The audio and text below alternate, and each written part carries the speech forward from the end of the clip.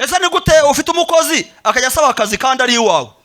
Tekereza kwa batuzanshakira akazi, wambwiye uti aho ukora inshyushyu agotomera n'abana be, ngo hari n'abandi bigize ababosi ngo bahatari, ngo ntabwo barya aho abakozi bareba, azagushyiramo amatotoro abanza arya ibyambere. Umukozi ntabwo uza agaciro ke wowe. Umuntu wikaranga udahari akashyira mu isororo udahari ashobora gushyiramo amahenehene, ako ntagasuzuguro ngo umukozi atarebaho. Umuntu ureba mu nkono akamenya ibyo wahashya akamenya byose, ahubwo ndi nkawe najya mureka akarya mbere nkabona kurya.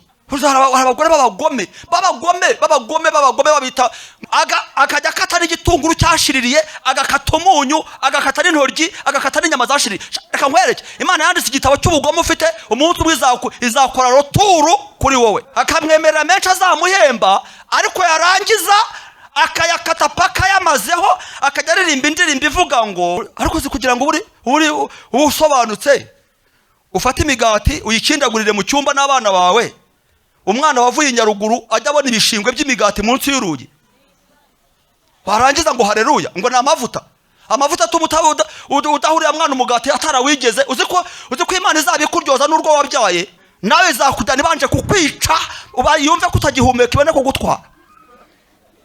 Pare mu rugenda n'agahinda, ngo mfite agahinda, ngo karanyishe ibintu bya nta kigenda, ngo yarambwiye ngo ndagapfa iki gihe, ngo none ngo narabirwaye, ngo uzagapfa iki, ubundi nudapfa ku manywa uzapfa nijoro. Reka twajye duha Imana amashyi tuyishimire cyane. Mwihangane nanjye mbahe intashyo y'ijambo ry'Imana, twasangiriye hamwe twaguwe neza ntabwo twahombye. Mu bantu bagira umugisha rero nanjye ndi umunyamugisha, kuko njya mbasha gufashwa n'ibyo abantu bavuga, kandi byangiriye akamaro kuva kera. Kuko hari abavuga butumwa barwaye ngo batavuga bagatahana agahinda nk'abanyweye inzoga, bakagira ngo ugatavuze ngo ntabwo reka. Ahubwo giye numvishije wongera kunyibutsa Imana yanjye neza, kongera ukayisubiramo, nkongera ngafashwa, nkongera nkavoma, mpita numva neza ko ayo masengesho nasenze uyu munsi azandenza iminsi mibi. Kuko imbere y'umuntu wese, yaba ngewe yaba namwe mwese, imbere y'umuntu hari umunsi mubi, kuko witwaye nabi wawugwamo ukazabura ubugingo, wakwitwara neza ukazarokora ubugingo bwawe. Ariko haleluya. Ubundi buriya igihe cyose wumvise ijambo ry'Imana, ukongera ukamenya icyo Yesu ashaka n'icyo akunda. Ubundi nababwe nitwa Nsengiyumva Benwa, bakunda kunyita Papa Tunda, mbarizwa mu itorero rya Rubonobono muri paruwase ya Gasave. Yesu yampamagaye ndi umusore mfite ubuhamya, kuko Yesu yampamagaye amvanye mu rugo rutavugirwamo n'Imana, amvanye mu rugo rucuruza umuruho rukanawuranguza, mbese yamvanye mu kimoteri sinjya mbyibagirwa. Yarantoraguye, yarandonga, amvanamwe umuntu nahimbazwe. Haleluya. Kandi ndashimira Yesu, yarampamagaye ndi umusore, ampamagara mfashwa. Ubu mu bantu bafashwa ku isi mba ku munomero, niyo ndigiye nyine ndafashwa nkumva ubwami bw'Imana bundimo. Kandi ikindi kinezeza nuko buriya mba numva nkorera Imana, ariko nanjye nkoreramo. Mvugira Imana nanjye kamvugaho, nahamya Imana nayo ikampamya, naha Imana agaciro nayo ikakama. Pundi ugenda baho Imana agaciro, buri njye mba mu mushinga witwa kunezeza Imana ukumva uko ibaye. Kuko umuntu unezeza Imana ntakora ibyaha, umuntu unezeza Imana ntagira amakimbirane, ntagira ibintu by'ibyaha Imana igaya. Iyo unezeza Imana ugakora ibyaha, Imana ibikurwaye ivuga ngo nzashyira duhure, ngo aho tuzahurira tuzanabonana. Buryo ugenda ugomera Imana ukayibabaza ibihiga aho muzahurira ngo uhite kwemeza. Uwitwa Yona yarayihemukiye, arayininira, ayisuzugura, bahuriye mu nyanja amazi yari ibirinduye. Buryo igihe cyose nubwo Imana ivuze ngo ndakugarukaho, iragaruka ku bantu bayitegereje, ntabwo izagaruka ku ndaya. Aho muzahurira ahubwo izakuyora, izagukamata, kuko ntabwo ibahemba kimwe. Harabiha promosiyo, hari n'abima ivana mu indwara y'umurengwe barenzwe, kuko ntabwo wasambana utarenzwe. Ntabwo wagerekeranya abagabo utahaze, ahubwo Imana izaza kugukanda igifu. Burya ni umurengwe mubi. Umuntu agira abagabo 3, undi akagira abagore 4. Barakubeshye ngo mbonye ngo Imana ikuzamura, ahubwo ishobora no kugupyinagaza. Kuko mbere utari wakira ntabwo wasambanaga, ntabwo wagambaniraga abantu, ntabwo wazengerezaga abantu, utari wahaga ngo birenge igifu. buryo ugenda wubaha Imana, Imana igenda ishaka umurongo izagukirizamo. Iyo ugenda unezeza Imana, aleluya. Ntabwo ndi buvuge byinshi, nta kibazo, nzagaruka hano iwacu, nta kibazo mfite. Ariko iki Imana ndagira ngo tubyumvikaneho, nubwo Imana iguhaye amasezerano, genda witware neza, uhindure ingeso mbi uzivanemo inziza. Uhindure iby'Imana yanga, usome ibyanditswe, umenye ikikunda. Nurangiza ukikomeze, ijambo ry'Imana rivuga ngo komeza icyo ufite atagira gutwara ikamba ryawe. Niba ufite icyo Imana igukundira, niyo abantu bazakurwanya ntibazagushobora, kuko Imana izahita iza kugutabara. Ubundi uri mu ruhande rw'Imana nta kibazo. Niyo ushonje Imana iri mu ruhande rwawe, igitegeka ibyo kurya ukazabyataka. Bundi twe turi abantu bakorera Imana dushonje, dukorera Imana mbese twarazezenge, ariko ntabwo twazezengeye, reka ne kubeshya, kuko numva nubwo nera twaryaga nabi, ariko nararyaga ntabwo naraye mu mwobo nk'uwinyaga. Hari ibintu byo kwabo narazezenge, ntabwo nazezengeye. Rata nari nkennye nkarya duke utwo umuntu wese abyina uko ashoboye. Hari abantu bafite n'ibigambo byabasagutse ngo Imana burayengo, kandi namwe mukamuha amashyi yavuze ibintu bidasobanutse. Ngo Imana ngo yaranyanitse, ngo yarankaranze, ngo kandi ngo n'umunyamavuta, naho ntabwo azi ko ahubwo nta kintu yibitseho. Ntabwo Imana idukaranga, ahubwo Imana ituvana ku gikarayi cy'abadayimoni ikadushyira mu murima wayo. Ntabwo Imana idukaranga ituvana ku gikarangwe cy'abadayimoni, cy'urumogi, cy'ubusinzi n'ubupfumu, ikadushyira mu mavuta y'Umwuka Wera. Imana yacu burya mama yiteranyije n'abaturage. Kubwira Imana ngo Imana irakaranga, ubwo se wombwiye ngo umuntu arakaranga namusanga. Ahubwo niyo nabandi ngeziwe maze nararangenda. Ubwo umuntu akubwiye ngo Yesu arakaranga, burya uzi kubukoresha shitani utabizi, burya utware ufite icyuka cya shitani. Yesu atuvana ku gikarayi, akomora inguma zakomeretse, akatuvura intimba, akadukiza umuruho, akatuvura umwaku. Abadaseka ategeka guseka, abahekenya amenyo arabihagarika. Kansaba ijambo ry'Imana, nzavugana n'abayobozi ngaruke, kuko twize ibintu byinshi kandi byiza, kuko iyo ugaburira abantu ibyo kurya byinshi hari igihe bashobora kurwara inzoka. Kumureka avuga ati buriya musaza navuke vuba, ndashaka kujya kureba uko isoko ryaramutse. Kandi koko nibyo, ntabwo ari ukubeshya. Reka dusomere ijambo ry'Imana mu gitabo cy'ibyakozwe n'intumwa, ibice byaho 10, byakozwe n'intumwa ibice 10, dore ku murongo waho wa mbere. Haravuze ngo interuro y'amagambo iravuga ngo marayika abonekera Korneliyo.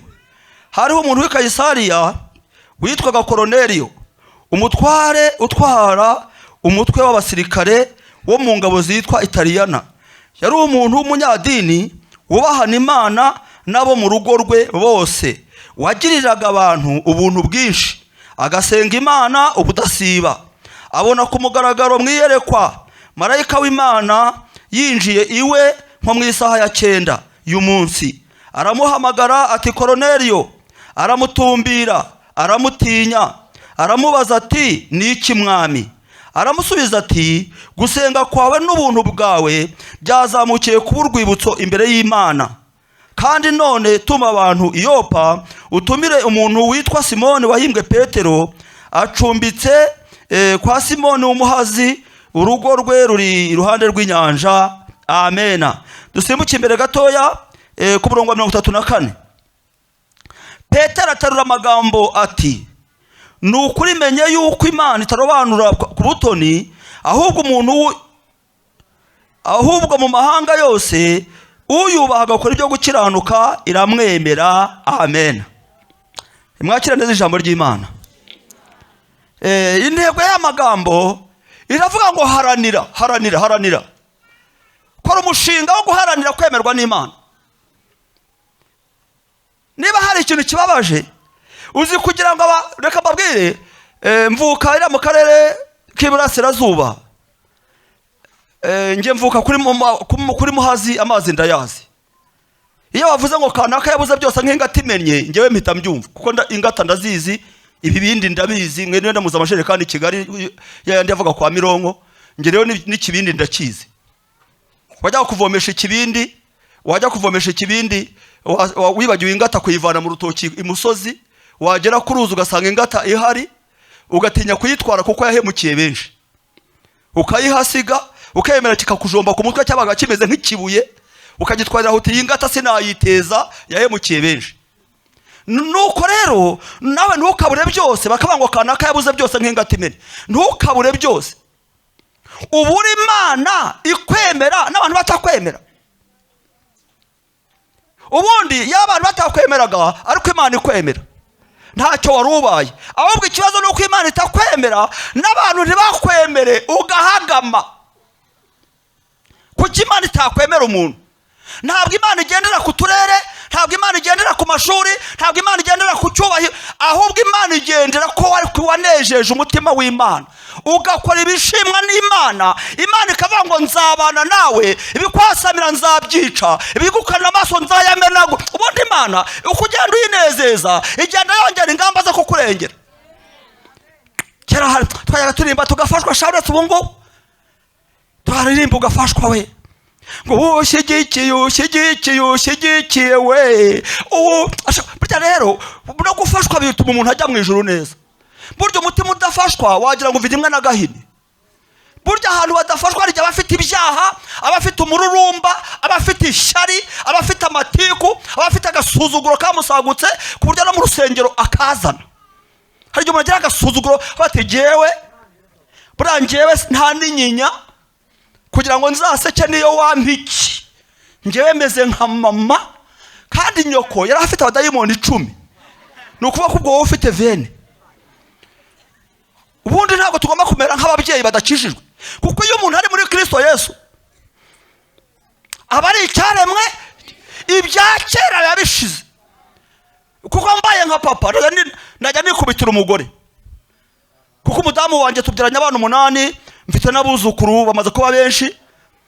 Papa yakubitanaga ingumi, imihini, imyase, akubita mama, natwe akaduhondagura. Ntabwo tuzi umugati, ntabwo tuzi keya, ntabwo tuzi humura, nta komera. Reka nuko ikubita hasi agashaka umuhini. Iyo bita keya ni umuhini ukukubitira aho uryamye. Nibyo navukiyemo mbireba. Nje naranze no gushaka n'umugore, ko ntabwo nzi ko nashaka umugore ngo njye no mu ijuru. Ko nzi ko umugore adashoborwa no kuganira hazamo ingumi n'imigeri. Kandi maze gukizwa nsanga nta muntu urwana uzajya mu ijuru. Ndangije rero ndavuga reka nkorera Imana, kuko Yesu ampamagaye, ariko nindangiza nzigire mu ijuru. Umugore ntabwo nashobokana nawe kujya mu ijuru. Ariko ndashimira Yesu ko Yesu yatangiye ko mu bubyutse ndi umunyagice, ko natangiye ko umunyagice ndi umuvuga butumwa ndi n'umuririmbyi. Mbese natangiye mfite icyaka cyo gukorera Imana cyane. Noneho nabona abakobwa ho kugira ngo baterete kajya ncira Yesu, nabona ibitipe by'ibihungu ncira Yesu. Mbese ngera nshakira Yesu abakiriye. None byaranyokamye ndi n'umugabo. Ubu ibintu by'Imana nibyo byankukiyemo, ibintu by'isi nubwo mbibona, ariko ni Yesu bima ndi mu murimo. Ubundi urumva nyine navukiye mu bintu by'inzara n'ibintu by'imyanda byose. Ubu Yesu yarabihanaguye, yafanyeho kabutindi zose, yafanyeho imyanda yose. Ubu keya zose nabuze yahise antekereza, ahita mpangira keya. Ubu za keya ndazifite, ndi mu muhanda, ndi mu rugo, mfite ibihungu biba biri aho by'ibivuga butumwa by'ibinyamasengesho. Iyo ndaho ngaho mu rugo rwanjye ni kwa pasitoro, nta bintu byinshi. Mbese ibintu by'imyaku byose njyewe nta bintu bya karande, ahubwo ndi mu muzuko, mu muzuko wa Mensiya we. Bundi uri mu muzuko uvuga nk'umuzuko, ntabwo uvuga nka so wanyu, ntabwo uvuga nka nyokorome burya abadayimoni baho baba baragukurikiranye. Bundi iyo twageze muri Yesu duhabwa ubutware butuvana mu bisekuruza, tukajya mu muzuko w'umwami, tukanywa igikoma apana kunywa inzoga. Bavuge ngo iwanyu ngo bashaka inshoreke, reka barya n'abazimu babaherekeje. Bundi uri mu butware bwa Yesu, ibyo birari byose wabisyonyagura ukabimenagura. Baratwiza amagambo meza aryoshye. Kujya ku rugamba na Yesu nibwo unesha icyaka, ukanesha ubusambanyi, ukanesha imirwano, ukanesha inzika, ukanesha amoko, ukanesha imyanda yose. Iyo uri muri Yesu unesha ibyo abandi batanesha. Iyo uri muri Yesu abandi batagira urukundo uraruhabwa. Mu mahanga yose uyubaha agakora ibyo gukirana, tukababwira akantu keza. Nanjye nivuga butumwa nkora ndi umudiyakoni ariko warakaye, cyangwa se utengamo njuri, ntabwo njya mbara n'abantu b'abanyamafuti. Iyo ufite ibintu by'ubugoryi sinkugira inshuti kugira ngo utanyanduza Yesu akanyanga. Niyo uri indaya maze nakwigisha ariko ntabwo narari wawe kugira ngo utancumuriza ibyo ucuruza bigatuma wica umutungo w'Imana. Kuko umuntu w'Imana ntabwo ayora ibyo abonye agenda ashaka ikintu cyatuma Imana igubwa neza. Naje bavuga butumwa bazi kwishyashyarika nyine akajya avuga utuntu ngo dutuma baseka akabwira n'indaya ngo mbonye Imana iguheka, mbonye umugabo wazengereje umugore ngo mbonye Imana ingwibaho indi modoka kandi ya mbere n'ubundi niyo yatumye baryana ahubwo Yesu ari mu nzira zo kuza kuyiterura ngo basigire igare. Ari mu nzira zo kuza kwavana muri etaje ngo basubize hasi arebe yuko bazajya mu ijuru. Umurengwe wese w'itaje si watumye barwana. Ubundi Yesu yumunejeje ahita afata ijambo akavuga ngo ndavuze ngo iwanyu harakenyuka nkwemereye kurama. Ariko haleluya. Namwe mu haleluya rata. Ubundi yunejeje Imana ikubikira ubugingo. Ubugingo akamabwiza ukuri. Umuntu urumva shari. Umuntu ufite ubugingo muri we. N'umugore wawe agiye kubugukuramo ikabona yamaramaje. Yamukubita ishoka yo mu mugongo. Ubugingo ingwiki uzi Imana yihanangiriza Satani kuri Yobu yamubwiye ngo iki? Yaramubwiye ngo genda umukore biriya na biriya ariko ubugingo bwe ndahita nkujwibura ndagutera njonogo. Ubugingo nanjye bwanjye ngiye gukora ibyaha Imana ishaka ko mu bugingo yahita inyica vuba kugira mfana ubugingo. Aho kugira ngo nyabakebe mbanze mbindaya mbanze mbo musinzi. Nibyo nabisengeye Imana ntizatume nkora kubihumanye niba nangiye gutandukiriza ahita kuyinkubita rugondi ihene ihite kuko ntabwo yanjyana mu ijito anje kunyica. Nawe zakujyana banje kukwica uba yumve kutagihumeka ibone kugutwara. Pare mu rugenda na gahinda ngo mfite agahinda ngo karanyishe. Ibintu bya nta kigenda ngo yarambwiye ngo ndagapfiki igihe ngo none ngo narabirwaye ngo muzagapfiki. Ubundi nudafa ku manywa uzapfa nijoro. Niba uzi kujurira uzagenda ujurire. Nudafa ku manywa uzapfa nijoro. Mwese murabyemera ko bizagenda cyangwa uzarema uwawe munsi. Ariko ijambo rikavuga ngo uhereye none hahirwa bapfiriye mu Mwami ngo baruhuke imihati yabo n'imiruho imirimo yabo ijyane nabo. Mbere ubugingo ubundi imirimo. Iyo uri muri Kristo Yesu ukagumamwo niyo ukoze dukeya turabara. Icyo ukoze cyose kijya kuri wowe. Ariko haleluya. Niwe naningira umugisha nzagera igihe mbigisha agakiza mbigisha n'imirimo. Kuko ari igihe umuntu akora mu mirimo ntakorohe mu gakiza ukazarimbukana n'utwo wakoze. Hinyira akakwigisha imirimo kuza mu rusengero kuri imodoka ya mushumba. Nawe icyo gihe cyo nawe ni igisambo cyakutuye gishaka imodoka kidashaka ubugingo. Ngo nubwo uri indaya nzagushyira imbere kigusunikira imbere usa n'ugana ku muriro utazima. Kuba utakubwira kuzarimburwa n'ibyaha n'umugome n'ikarabutaka. Utakubwira ko ibyaha ukora bizakurimbura. Yego rata we wenda akakogeza akakogeza. Wowe ndakwemera naho humbi nibyo arimo kukudahamo nibishira azagukubita umugeri witwa imperekeza. Ariko Yesu cyo mukundira akwemera ushonje akakwemera ukennye akakwemera urwaye akakwemera bakwanze akakwemera bakujugunye agahita kwiyegereza agahita guhakeya ati nubwo uragapfubyi humura. Ni agahita guhakeya ngo humura ndi papa wawe ndi mama wawe humura mwana wangu humura nzaguheka nzakuvanamo umuntu ukomeye. Ariko haleluya. Ndibuka inzara yankubitiye mu giturage ngeze ngaho ngo mbwira Imana ko yampemukiye. Urumva papa yabaga yasinze ntaduhingire mama nawe akahukana mbese igihe cyo kuturera bamukubitaga nyinshi agahita ava mu rugo akahukana. Abiki gihe rero bo ngo barabihinduye kuko mufite inzu nini nyine aho kwahukana wikorera isaso n'ibirago ni ukujya mu kindi cyumba. Niyo mpamvu kukwica byoroha kuko gusanga hafi. iyo waga yakuzengereje rero wavaga ahangaho ugataha ibwera mvura kugira ngo urebe ko yakira umujinya wabona yoro yagabanyije ukongera ukagaruka agasubizamo izindi mbese nuko nabonaga munsi umwe sha ariko agahungu nako nagahungu rata nubwo twese tutari dukijijwe umunsi umwe twarahinguye papa yarashwanyaguzaga mama tureba tukababara nyine bukimbwira Imana inzara ikatwica mama yaba yatetse two kurya kuba dukundaga nyine akaba ngo bana banje ni musaranganye gusaranganya no gukoramo gutya inzara wirira ngo kayirarana kandi inkono yahiye gukoramo watangira kumira bigahwana na mugenzi wawe nuko mwakuye inzara agatsindwa n'Imana umuntu uzicisha undi inzara Imana izamwicisha umuriro utazima niba hari umuntu ukwegereye ukajya ubona ubushobozi ntumugirire impuhwe ntugire akantu ukora katuma Imana ikureba n'amaso y'imbabazi Imana yakwanditse mu bagome bo mu rwego rw'isi burya none se Kristo butagirira abandi neza bubaho niba ingweki ejo nari ndi ku rusengero mvuga ijambo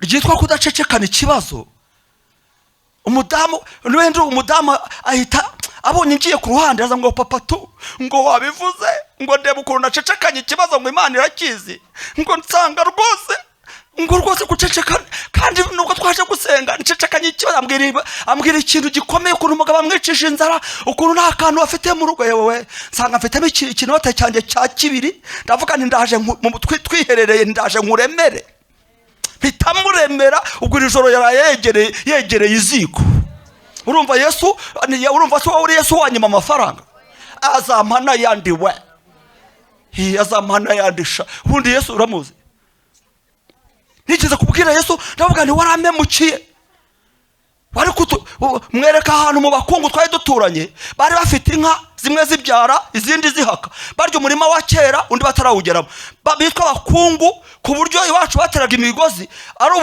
ari imizinzigiri bagahita bajya gukura utwo tuntu washyiramo ubujumba bune mwitama ntiryuzure ibijumba bine mwitama rimwe ntiryuzure shari kubera ko ari imishore babyita ngo ni imishore ngo ni ugushoroza ntimugitanga n'ubuhamya mwigize abahatari rero aho Yesu bakuye mu cyaha avuga se reka ngo bagira mwavuke mu bisubizo mwavutse mutagira na bodaboda Yesu abagarukaho murangije mwigira nabi ahubwo Yesu agutabara kwigishe akwibutsa ibyo yagukuyemo ndangije mbwira Yesu ni waramemukiye ntabwo nzi ko Imana iriho ariko nanjye ntakijijwe ndataka numva ibaho mu mutima numva ndayitonganyije ndavuga nti waramemukiye nkayibwira ahantu yari kunyohereza nkajya kuvukira kuwo mukungu aho hari ibijumba n'inka zibyara nkabona ari kunyohereza arankahita mvukirayo nkanywa kiriya kivuguto nkanywa muri ya nshyushyu nkagira agatuza kangana n'isekuru nanjye kuko nyine iyo ushonje n'agatuza karagenda burya niyo ufite amabere iyo ushonje amabere arahombana burya inzara ikora ahantu hose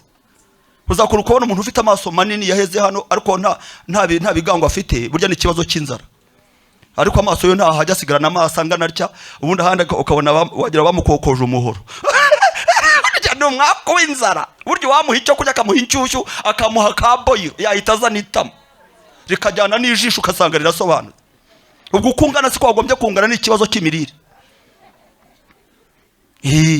mbwira Imana ntibagomba kunyoherezayo nkabare wamvukira Imana kuko n'ubu itavuganaga nanjye ariko yumvise icyifuzo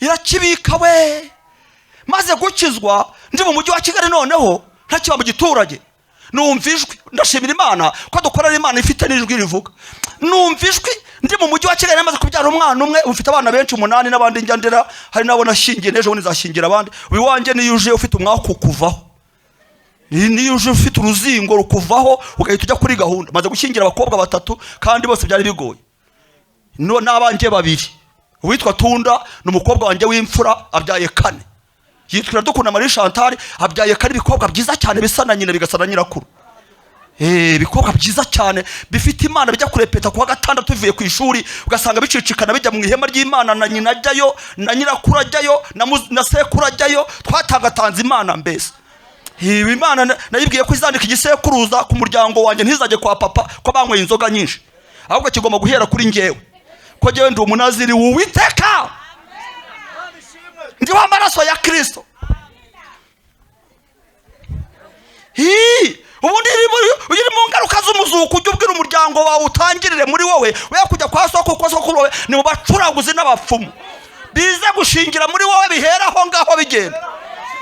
Ndibuka urumva umukobwa wanjye yigeze gusengana na nyina, twize gusengana umunsi umwe twasengeye mu rugo, umugabo we nta kazi afite, Imana imuvugaho mbyumva, nafunze inguni na mama wari hariya, mukobwa wanjye rero twasenganye kandi ari umudamu, imubwira amagambo nicaye, numva nongeye guhabwa amavuta yo mu babyeyi, ndicara numva amavuta, Imana bati nuko mwana wanje twasenze igitaramo kizihiye Imana, twasengeye iwanjye, nuko mwana wanje humura nzakurengera nkuko narengeye so.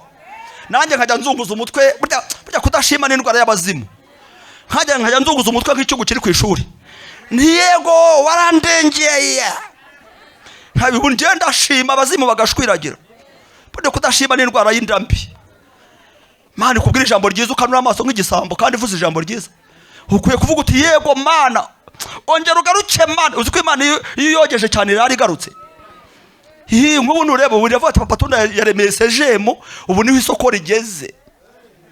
Mu ijuru birahari biterane.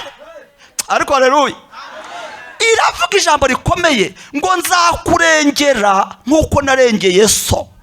Ivuga ijambo rikomeye nicaye mu nguni, ndavuga nti Mana uvuze ijambo ryiza ndaje, ngo kubera ko so yarankoreye, mbwira Imana nti wa Mana uvuga ngo naragukoreye, ahubwo hama hamwe ndaje.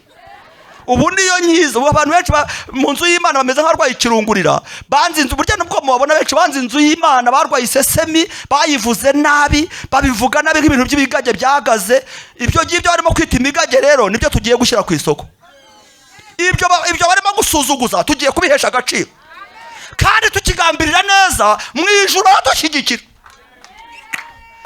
Kandi reka mbabwize ukuri, iyo umuntu ashyigikiwe n'Imana agomba kugenda akagerayo. Imana ivuga ngo azabushyigikira, bukeye iramushyigikira. Yari afite nk'ibiro nka 60, ubageze mu biro nk'ijana. Ubu umugabo wacuruza iduka ryiza ririmo ibiryo, usanga nyina w'abana asobanura, nanjye reka ndasobanutse, cyangwa ujya ndasobanura kandi ndasobanutse. Umwami yaransobanuye ubu ibintu byose byiza, ahita birembuza akabiga ati sanga papa Tunda. Yize kuza mu rugo iwanjye mfite ibihungu 6 by'ibisore mbese, ariko byubaha Imana. Ariko Imana yaranje iravuga ngo uru rugo narugarutseho, ngo no mu byo rwawe nahageze. Uzi ko ibyo bihungu abakobwa ndera ugira ngo ni bashiki babo, nta numwe ujya uhunahunaho ngo aterete nibura.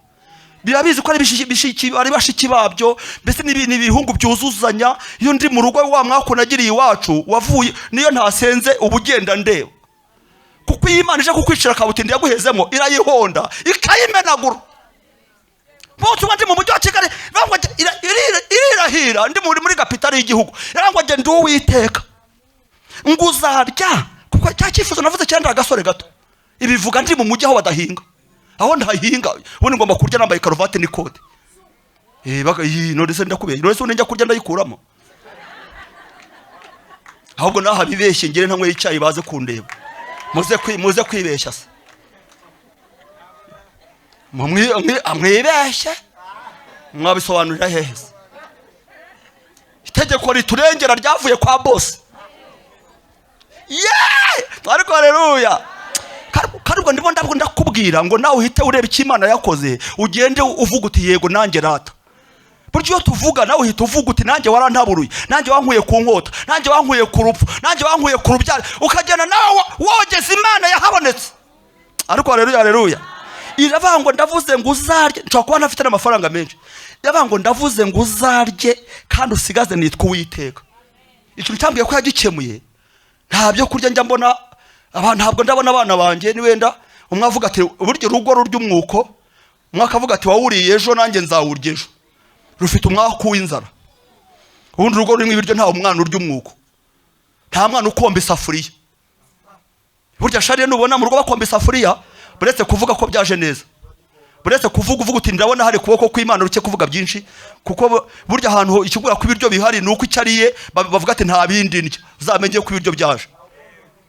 Nose wavuga nukuri ntago mbabeshye, kuko itegeko rindengera ryavuzwe n'umugabo ukomeye. Uyu mugabo wacu rero avuga ijambo akarihagararaho.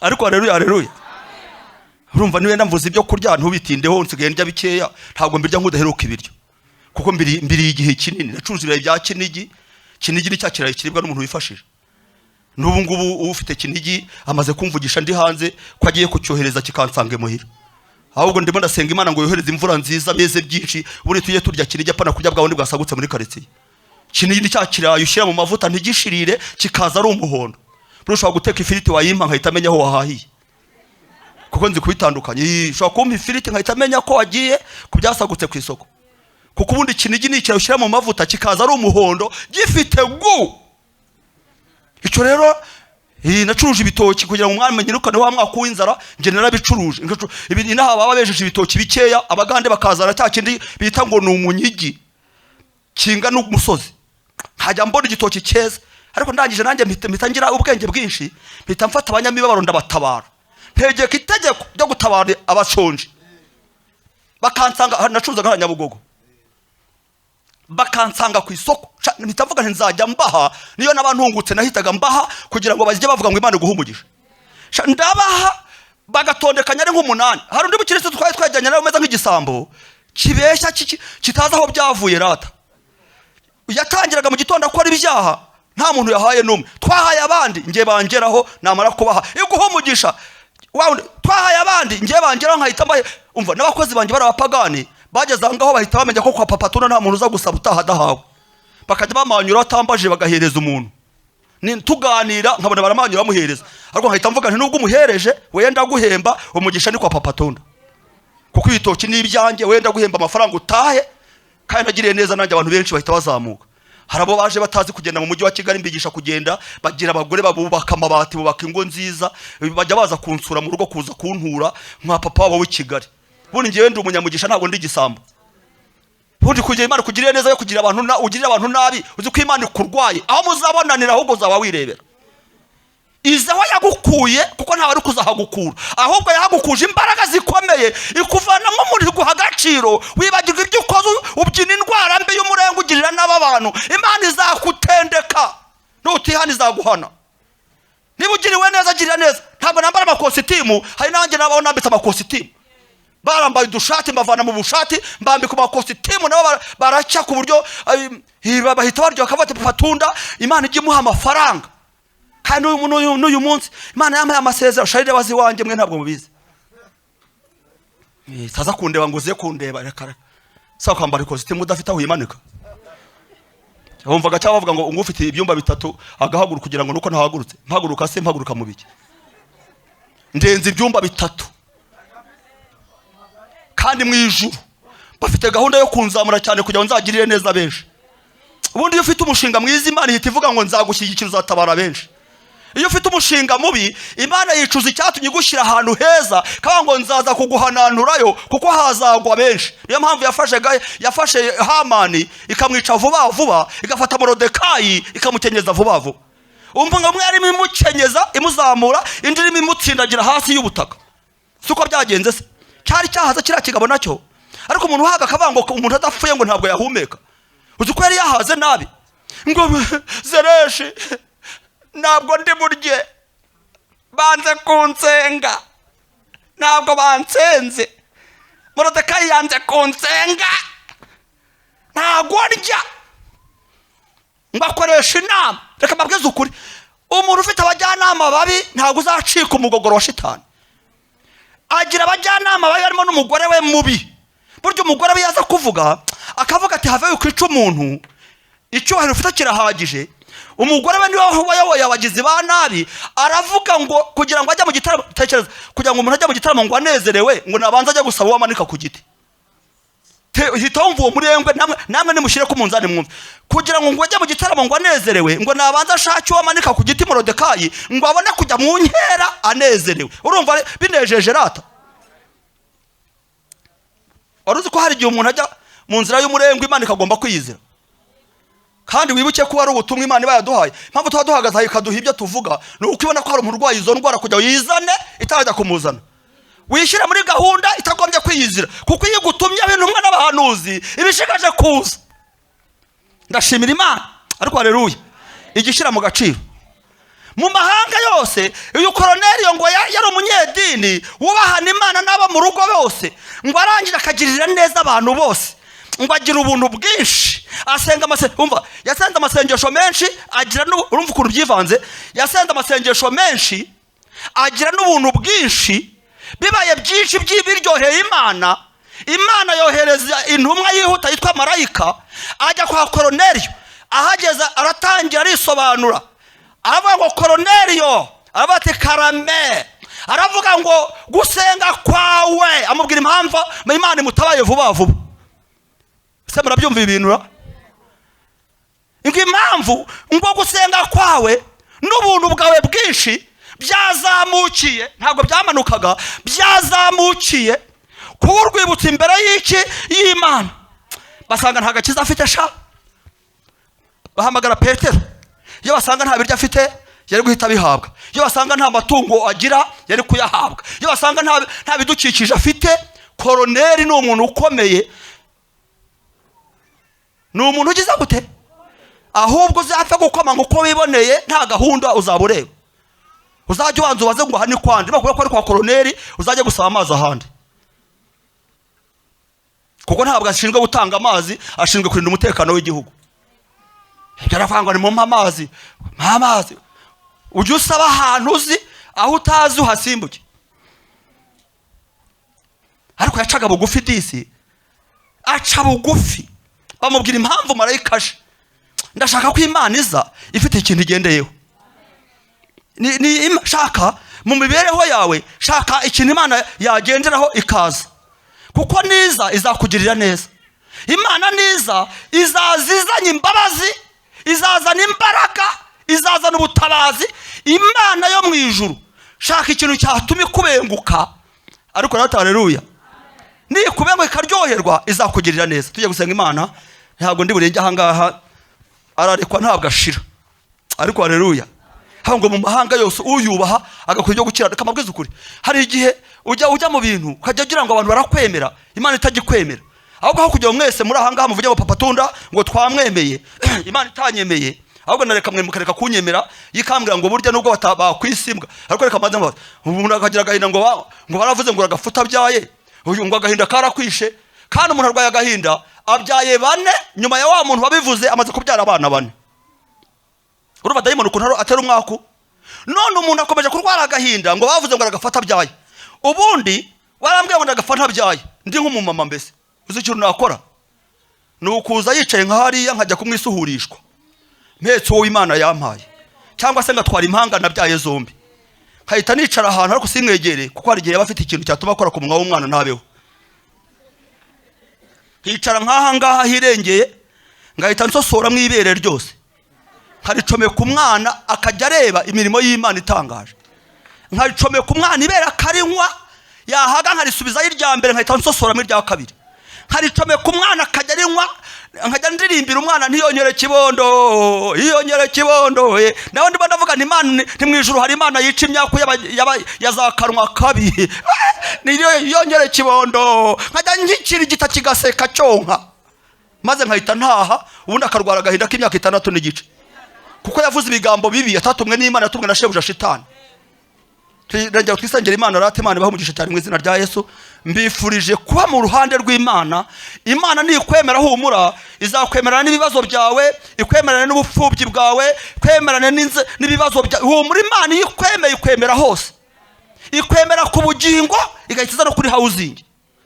Ariko rero yarariruye, urumva yambwiye nyine, yarambwiye nyine ngo nkwije ngo wemerewe ibiryo, irabinyemerera. Urumva mba mu nzu nziza nkaryana neza, mfite n'umugore wavukiye mu mujyi uzi kubiteka, uzi kujya umutazi no guteka, akagira n'ijisho ribi, uzi guteka nta n'ijisho ryiza ugira, uzi umuntu akabura byose, ubure guteka neza, ubure n'ijisho. Ngo reba aho ngaho ngo reba ngo nuguhirika nkuhirikira itungo. Ndashimira Imana itarakumpaye, yagize neza, kuko yikiza kukumpa nkurikije naho mvuye, nari kuzaya ndwari imfunira. Uzi umugore uriza umugabo, warangiza ngo Imana ngo izakuzamura, uriza wabuze umugabo izaza kukujwigiriza igihe kimwe kuko ntabwo umugabo agomba kurira. Uzi umugabo uzengereza umugore we, umugore akaba ajya kuririra Imana, abwira Imana ngo Mana uzantabara, Imana ikavuga ngo kabutini nzaza kuyigukiza. Uzi izakugenza gute wowe? Shaka umugore ukamukubita, urumva ugira ubwenge buzima. Ngo nawe bavuga bajya mu ijuru nawe ukishyira ku rutonde ngo uretse no kuhajya ntuzanahare nta no kuharunguruka ahubwo. None se umuntu ukubita umugore we urumva abandi atara bamaze? Ubwo se yakwihariye ntiyagombye kwereka umugore agatangira guseka. Nabwiye umugore wanjye ntamubwiye nti rero kujya Imana izampa ijuru izabanza kukureba uko nagufashe imaze kukuma, ikurikizeho abo twabyaye, ikurikizeho abavandimwe n'inshuti, ikurikizeho abaturanyi, kugira ngo ntabwo Imana izayora ijuru ryayo izahera no kuri wa mwana urera. Burya kugira Imana inezerwe nuko uzajya ariko kugira ngo uri usobanutse ufate imigati uyikindagurire mu cyumba n'abana bawe, umwana wavuye inyaruguru ajya abona ibishingwe by'imigati munsi y'urugi, warangiza ngo haleluya ngo ni amavuta atuma udahurira mwana umugati atarawigeze. Uzi ko Imana izabikuryoza n'urwo wabyaye, ahubwo aho kugira ngo ubure atawiheruka mu mugati ajya avuga ngo Yesu agira neza. Sibyo rata baba madamu ariko ngo yego rata papa to ngo yego, sibyo serata mudatuma mvuga byinshi n'amaceceke. Umukozi wo mu rugo yigeze kutwiba imyenda, umudamu wanjye n'umusirimu, mfite umudamu w'umusirimu umunyamugi, ariko hari igihe uba umunyamugi ukatwara n'umunyacyaro. We nyine ni umusirimu uzi ntekeye two kurya yiriwe mu rugo atagiye gucuruza, mpita numva duhumura nk'utwo muri hoteli, kandi akagira n'umutima mwiza. Ntabwo ndumva ntuka kuva twabyarana njyana 8 ntarambwira ngo akingwa he. Hari abagore bazi kwa ngo he, kandi ubwo n'umugabo yashatse ngo wajya n'ibisarane he aski ntacyo nikopa meze nk'urwaye isesemi. Ndashimira Imana itarakuzanye iwanjye. Imana ndagushimiye kuko wanyijije Karundu. Tekereza ko noneho umunsi umwe yagiye kugura abana be imyenda myiza. Urumva nyine mu rugo iwacu turabasirimu n'abana bacu n'abasirimu. Ubundi ubonye abana banjye wifuza kubyara abana. Icyambere bagira ikinyabupfura, bagira discipline, bubaha Imana. Mbese n'ibihungu wagira ngo ni bipadi n'abapadiri. Ibihungu byitonda by'ibinyamasengesho biba bifite amakuru y'ijuru, ntari nababwira n'ababambwiye amakuru. Uri ku ishuri abayafite, uri mu rugo abayafite, ku buryo gahunda baba bazifite. Nanjye nkazigira we. Dufite Imana iduha amakuru, dufite Imana we itubwira gahunda usha. Niyo hari ikibazo ikivugiramo tukamenya yuko izakimenagura, ko hari Imana ivugana n'ubwoko bwayo ikavuga. Ariko haleluya, reka mabwize ukuri, njyewe ntuye neza, ariko Imana n'uyu munsi yaranzengereje ngo irashaka kuzansazisha neza ngo ikazamitaje. Ariko nditonda, nawe uri Imana wanayima, kuko ubundi ntabwo njya ncuranwa, ntabwo njya ngomanwa, buntu bw'ubushyari bw'ubusutwa sinjya mbugira. Reka mfite icyo ngufashisha ndagusayidira rugaca n'Imana rata. Rwose singubeshye. Urumva noneho uwo mukobwa wo mu rugo akajya amesa imyenda aho kuyibika, akajya yitwara amajyaruguru aho yaturutse, akajya agenda amesa ajyana aho kubika ajyana imyenda myiza cyane y'imisirimu. Umunsi umwe banyicaza nka perezida w'umuryango, baramundegera nawe yicaye nk'aha ngaha. Hango papa tu, urumva nyine turi ba perezida nubwo mwadusuzugura, ariko turi ba perezida w'umuryango, kuko nta perezida babiri mu gihugu. Hari perezida na vice, nujya no kuzamuka ujya bika kuri vice. Tazazana urutugu rurerure Yesu akarucongeramo. Nunabyisuzuguza wabibonye, ariko uza wibuka ibyanditswe. Kuko mwe mwavuye muri twese twavuye muri mwe. Burya mwe mwavuye muri twese twavuye muri mwe. Ni ku ijuru ryabitegetse. Ariko ntabwo mwavuye muri twe ngo tubasunike, ahubwo mwavuye muri twe ngo tubisangire. Nuko nyine ntabwo turi abagabo bikubita watoza ngo ndamagabo. Ariko umunyarwanda yaciye umugani yaravuze ngo ndigabo igira gute ihabwe intebe. Yewe nge si uko mbizi, ahubwo aravuga ngo ndigabo irazirwa. iyo ukubita ku gatuza cyane ndiga bagushakira imivugutano kugira ngo ugabanye ndigabo, bagushakira imihoko n'imiravumba n'imico n'iminyuragisaka bakakuvugutira kugira ngo utongera gukubita mu gatuza. Indigabo rero irazirwa. Maze kwicara rero babwira wa mukobwa imyenda amajingi amasupresi yatwaye cye. Nicaye rero barangije ibyo bamuvugaho mbaza wa mukobwa, nise mukobwa koko ibyo bavuga ni ukuri iyo myenda koko barayitwaye? Ntabwo yabihakana kandi nta muntu wabomoye inzu. Ati arahita abyemera ati narayitwaye. Arabyemera rwose ntiyigeze aruhanya kuko niwe urumva nta watwibye ngo tuvuge ko yadusahuye, ati narayitwaye. Burya ko umukirisitu ni nomero nziza, hari ahantu ugera n'ijuru rikavuga ngo sawa. Maze kwicara uwo mwanya mpita niha ubuhamya, ndavuga ariko uyu mukobwa ko yanyibye imyenda y'abana akayitwara, buriya urumva nari twatumurimo nk'amezi 4 tugomba kumuhemba. Nitutamukata amafaranga tukamuhemba yose, buriya koko bazahita bambara ibishotogoro cyangwa bazambara inshansha bari bavanye mu kimoteri. Asiki mpita mfata icyemezo cya gikirisitu. Icyemezo cya gikirisitu ndavuga nti umukobwa ngiye kumuremera, ngiye kumuhemba yose kuko itegeko ni iryanjye nyine. Ndamubaza bida perezida, nta muruvuguruza perezida keretse ari nk'ikihebe. Buriya ikihebe cyita kivuguruza, ariko nacyo ntabwo cyabisimbuka, bacita ikihebe icyo ngicyo. Noneho ndangije ndavuga numva amezi angahe tugomba kukwishyura? Amezi 4. Mu gitondo saa 12 nacuruzaga Nyabugogo, mu gitondo saa 10 ube wamaze gusohoka ahangaha hatabuzemo n'urumiya rwawe. Shamuhemba yose sha ahita. Ngewe mu bakozi nakoresheje imyaka nka 20, baba bo mu rugo baba bo mu isoko, nta numwe nigize nkatana ikibiriti ko n'ujyo gukata umupagasi byarananiye ngewe. Abagore babagome babita ngo ni mama kibwetere ko ni n'umugome. Akajya akata n'igitunguru cyashiririye, agakata umunyu, agakata n'intoryi, agakata n'inyama zashiririye. Reka nkwereke, Imana yanditse igitabo cy'ubugome ufite, umunsi umwe izakora roturu kuri wowe. Akamwemerera menshi azamuhemba, ariko yarangiza akayakata paka yamazeho, akajya aririmba indirimbo ivuga ngo akatabuze mu rutoki n'amakoma, ngo nagenda hazaza undi. Akaba amaze guhemukira uwa mbere, akarinda agenda yimyije imoso uwa kabiri. Urwo rutonde rwose ruri imbere y'Imana, kuko ijambo ry'Imana Zaburi 50 irabanga ibyo byose urabikora nka kwihorera, ukagira ngo manywe nawe ngo ariko nzaguhana. Ndashimira Imana yanzanye SEGEEM.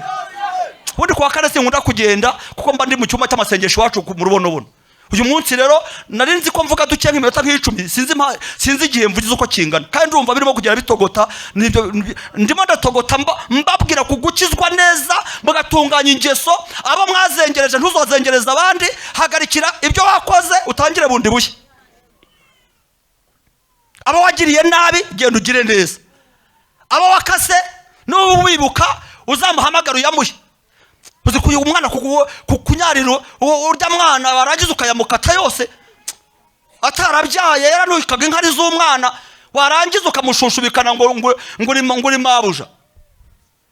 Ese ni gute ufite umukozi akajya asaba akazi kandi ari iwawe?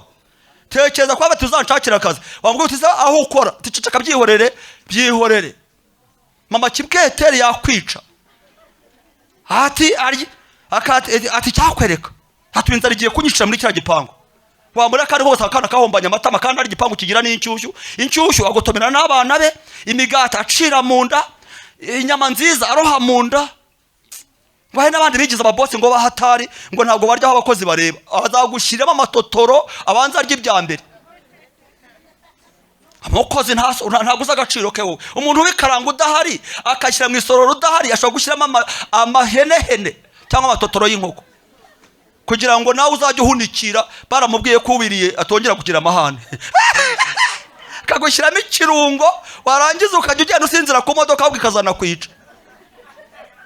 Ako nagasuzuguro ngo umukozi atarebaho, umuntu uri mu nkono akamenya ibyo wahashya, akamenya byose. Ahubwo ndi nkawe najya mureka akarya mbere nkabona kurya, kuko hari n'uwamugutuma akarya ibyiza bisengeye akagukubitira deseri ukayirira rimwe, yiteguye kugenda akavuga ati n'ubundi wabimuhaye.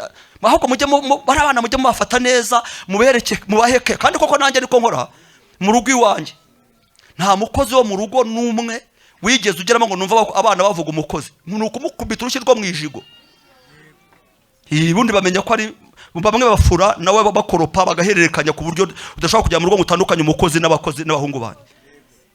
Ni ugufatanya imirimo nabo barabizi, umwafata kimwe ndafata ikindi nuko nyine kugira ngo nyine ariko rata haleluya. Ngama gutya dusenge nzagaruka ubutaha. Ahubwo cyo dusenge nzagaruka ubutaha. Nzazana imari y'Uwiteka ndavugane nawe. Mana ndayishimira mpamagaye ngo nigenda nyibwirira abantu batunganye ibyo agombye gutunganya. Ubu mukristo tukora imirimo myiza, ugira ingeso nziza, usangira n'abandi, utazengereza abantu. Uzi kujya ubuturanya n'umuntu arimo gushaka ikibanza cyo kwimuka guhunga kandi ngo urumukirisitu. Ese ubundi wakirije winjiriye hehe? Harimo ashaka ikibanza cyo guhunga aho utuye ngo areko yaguhunga. Kubwo ubugome ufite arashaka ikibanza cyo kuguhunga. Kandi umunsi yaguhunze ivumbi rizatumuka. Ntabwo abana b'Imana duhungwa ahubwo turasangwa. Mana ishimwe. Nibwo bukristo bwiza sha. Tukaryohera abantu. Sibyo rata. Umuntu yaza kugusaba amafaranga akakubaza ngo uzamuha iki? Ruba kira gisambe Imana tuzakivuna igikano. Tekereza ugiye ufite umubabaro kikavuga ngo nikiguha amafaranga ngo uzagiha iki? Nese uje kumusaba hari ikindi kintu ufite? Yes. Izuko Imana ibizi indwara abantu barwaye, abarwaye agasuzuguro, abarwaye umurengwe, abarwaye indwara mbi cyane. Kuko Imana bayibwiye ko ni kugaburira uzagaburira abandi. Wagaburiye bangahe? Ni kwambika uzambika abandi, wambitse bangahe? Ni gutabara uzatabara abandi, watabaye bangahe? Ahubwo dufite n'umushinga wo kubatabara. Kari wo kwirata gusa no kwiryagagura ngo jewe ndasobanutse muri quartier ndasobanutse. Uko sobanutse gisobanura n'abandi Imana ivuge ngo ndahaje nongere ngusobanura. Ariko haleluya. Ariko haleluya. Amen. Reka ndageze kuri akangaka. Umunsi umwe navuye hari mu rubonobono. Noneho ngeze oya mukomeze muhagarara ariko ngiye ko mpagaze harikira kamwampaye. Urabona ukuntu muhise mwicara ngo munananiwe. Nese ngiye mwampaye kiraka ku buryo ndemwe mu ipironi kandi nashaje. Dusangire duhagaze ntacyo bitwaye rata. Noneho mvuye ku rusengero cyangwa ko imirimo myiza yasa ishaka nari mfite ikibazo. Uzi ko ikibazo dukunda kugira ari ikibazo cyo mwikofi. Mfite ikibazo manuka mu rubonobono ndimo mbwira Imana ariko Mana ubwonye ukuntu azirukiye mu rusengero ntunambwire ko uzanantabara. Numva ngenda mbyibazaho ukuntu numvise n'ijwi rivuga ngo ndakugarukaho vuba. Uko mbitekerezaho ngeze Nyabugogo mbona umugore ufite nk'ibiro 120. None ko siramubonye ahubwo numvise umuntu amfatira amakote, harimo afata amakote ko tuzwi n'abantu bose namwe mwatumenye ndabyumva. Noneho afata amakote afata abantu mpita mahagarara ndahindukira ngo papa tungura papa tu nuraho. Ngiye ngira ubusabane buriya nubwo ureba ndigikara ariko ndigira umutima mwiza. Ndiyo ariko uko buri gikara ukajya n'umutima mubi. Buryo wawujuje ubukara, buryo wawujuje ubukara. Buryo nta mpamvu yo kwigikara ngire n'umutima mubi. Ahubwo ngiye kugira umutima mwiza kurusha inzobe nyinshi. Ku buryo cyane umutima mwiza utumunanyurwa rata tarwana n'umururumba. Noneho abaze kunkuraho ndangije ndahindukira nisiba nabona gano acuruza imbuto hari Nyabugogo hari kumashyira hamwe nisicuruza nawe ucuruza hano imbuto uzi ijambo yambwe ngo papa tungo ceceka ngo byiwerere ngo ntabwo ncuruza imbuto ngo ahubwo iwacu ngo nikimisagara ngo nageze mu rugo atangira ko muhamya duhagaze mu miti irenze ngo nageze mu rugo ngo nyimara kwagera ngo ndeba abana nta kintu cyo nta gucana muziko ngo manutse nazi yonja ngo none ngeze ahanga amaze kubimbwira umwuka wera ahita ambwira ngo rero papa tunda ngo uvuga batari yabona ngo ufite icyerekezo ngo ufite ikibazo nk'icyo nguyu ntiwoya we ndangije mpita nihagara n'abandi rero ata mwami usanzwe untabara ngiye kuremera uyu mugore ubundi uzamutabara ubukurikira ariko ngiye kumutangira mpite muremera mpita mfata ikofi yanjye arimo 2000 ndacyabyo kandi hashize nk'imyaka nk'itatu mpita mfata ikofi yanjye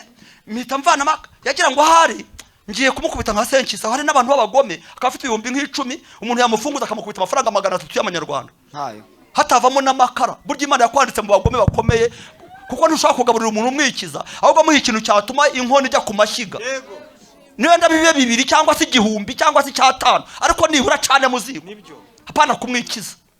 Ubu noneho n'abazimu babaye benshi ubu nta bantu bakigirira abantu neza ngo umuha amafaranga ngo akajya kuyaroga ko abantu bazajya mu ijoro bagaburiye abakene nimwima abakene uzi ko Satani yafatiye ambarirwa yo kurimbuka ngo ntabwo waha umukene ngo ahita ajya kubiroga. Tekereza ubwo uzajya mu ijuru gute ko Yesu azareba abagaburiwe, abambitswe, abagiye ku magereza bakabasura, abarwayi bikoreshejwe amafaranga? Bizagenda gute ko mumaze kutakaza kwizera? Hari umuntu waroga iby'Imana itaroze? Mubisoma nabi. Ndangije mukubita ikinote cya 2 nakivanyemo mfite amafaranga ku ikarita angeze Masaka. Mbita mvuga nti wa mugore we, ndaje nkuremere abadayimoni bashwiragira uyu mugoroba. Ugere mu rugo ucane muziko, abo bana barye, nanjye ndabizi mu rugo batetse, nubwo afite ikibazo bazagikemura, ariko iki ngiki ndagikemuye. Ntabwo navuze gutyo, ahubwo nahise nkora mu mufuka, ntavuga ibintu byinshi, mpita mucomeka kibiri. Noneho amera nk'ubonye ijuru ryose. Yari umugore munini, ahita turikararira. Araturikararira amarira menshi nk'aho muhemuki, kubera umunezero n'ibintu bimutunguye. Ndavuga nti se ngiye kusiga nsobanura amarira y'umugore. Mbonye amaze kurandirukanka ndamusiga kugira ngo ntasobanura ko umugore arize. Uzi guhura n'umuntu agahitarira. Nahise nirukanka, ariko numva ibintu by'imigisha sha biri konkurikira we. Numva biranyirukankaho ko ngize neza, biranyirukankaho. Imana ishimwe cyane. Tugiye gusengera kugira ubuntu mu gihe gikorera kidakwiriye. Umutima ugira ubuntu uriho Imana. Umutima ugira ubuntu uriho Imana. Umutima ugira imbabazi uriho Imana. Umutima ugira imbabazi z'abanyamibabaro babandi bose uzi. Iyo mutima Imana irawushaka kugira ngo iwuyereho, ikuzamure. Irabanza ireba abo wagaburiye nawe witeguye kugaburira. Ibone kugira ikintu yakora. Ariko haleluya rata. Reka dusenge Imana mu izina rya Yesu. Reka dusenge Imana mu izina rya Yesu. Sengera ibiganza byawe bigire neza. Sengera umutima wawe urekure kugira ngo uvuge ngo nguriya murokore ngo ntabwo bizi ngo nta kimuvaho keretse umusatsi. Kubera iki? Ngo no warwaye indwara y'ubugugu yavanye iwabo. Iyo ndwara ni y'abazimu. Nzahuhamya neza n'ingaruka n'ukuri. Tuzagana ikintu cyitwa agakiza n'imirimo. Nzazana neza. Mwami Yesu turagushimiye. Yesu we. Uri mwiza mwami. Turagushimiye uyu mugoroba nuko wabishatse nuko wabigambiriye. Uragira ngo umuntu wese asobanuke amenye yava n'iyajya. Ibyarimo n'ibyakora amenye kubireba. Nta numwe utareba, nta numwe udakurikirana ku manywa na nijoro. Ku meza yabo urahazi, aho babika ibyo kurya urahazi. Mwami umuntu wese ku mabanke urahazi. Umuntu wese uzi ibyo abitse yanze kugirira abandi neza. Ariko uyu munsi mwami tusabye umugisha muri iyi mitima yihindure, iyi mitima yishiremo ubuntu, iyi mitima yibohore, kugira ngo bajye mu ijuru bafite benshi bakijije, bafite abo barengeye atari abo barenganyije, bafite abo barenganuye atari abo bahohoteye. Mu izina rya Yesu tabari imitima imeze nabi. Uyu muntu wumvise ubu butumwa mugirire neza mwami, umushyire mu gitabo cyiza cy'abanyamirimo, cy'abanyabugingo bajya no mu mirimo. Abo umwana mwiza utangire kumwishimira no kumunezererwa. Kandi mwami amasoko yazibye y'ubwoko bwawe genda uyazibura. Umuntu wese abone isoko yanywaho asangire n'abandi. Uduteze intambwe ikomeye Mana, udushyigikira abandi, tuvomerera abandi, duheke abandi, dukomeza abandi. Mwami nubikora natwe tuzabikora. Bigenze neza kuko uri umwami mwiza. Mu izina rya Yesu dusabye umwami wacu, amen. Imana amashyi tuyishimire mu izina rya Yesu umwami wacu, amen.